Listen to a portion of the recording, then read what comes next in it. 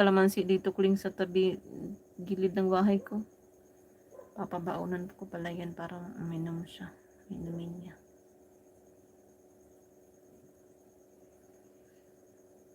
Bakit ganun yung mga OFW? Ang bilis nilang mauto sa mga lalaki, no?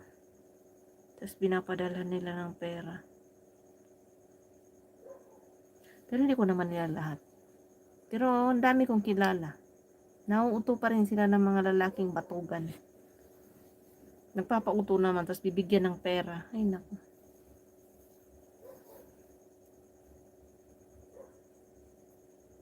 Akala ko ba ikaw ang magpatulpo? Hindi na, may kabit nga rin si Tulpo eh. Wala na, hindi na maano si Tulpo.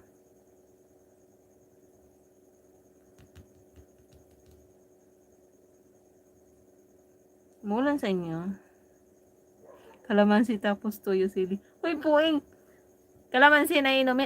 Lemonade ba? Lemonade. Kalamansi na puro.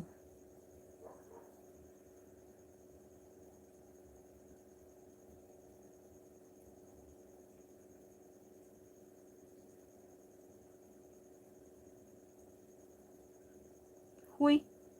Ba't ako? Hindi ako kasali dyan ah.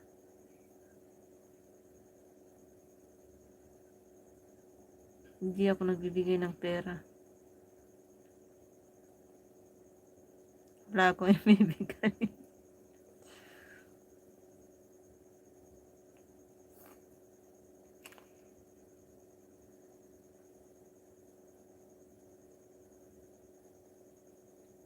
Saan ba sa inyo, Ben? Ba't umuulan sa inyo? Kagabi malakas ang ulan dito sa amin.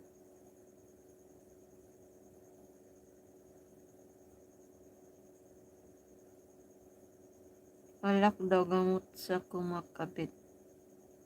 Tama ba? Hindi. Kamot. Hindi alak, kamot. Nangangati yun eh.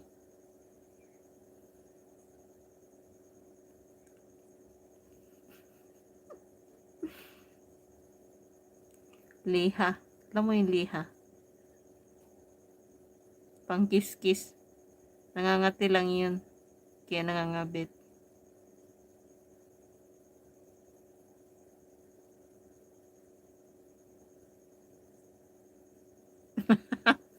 Ay.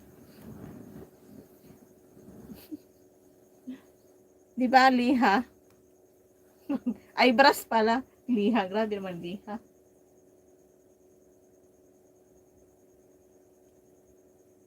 Brass pala, brass.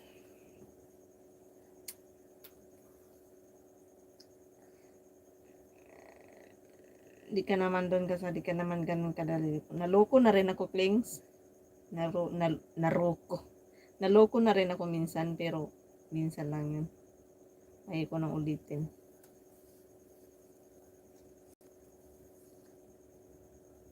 Masakit sa ulo.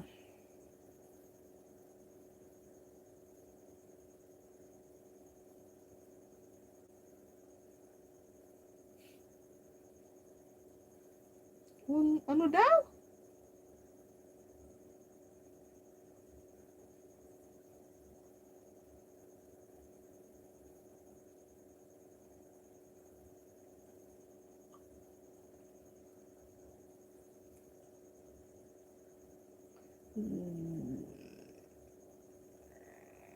Kwento mo na yan.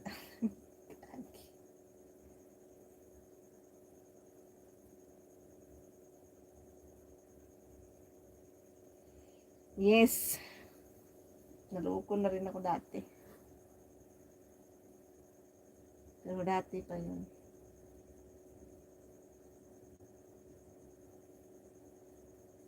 Pero ano lang yun? Anong tawag yan? Lesson learned.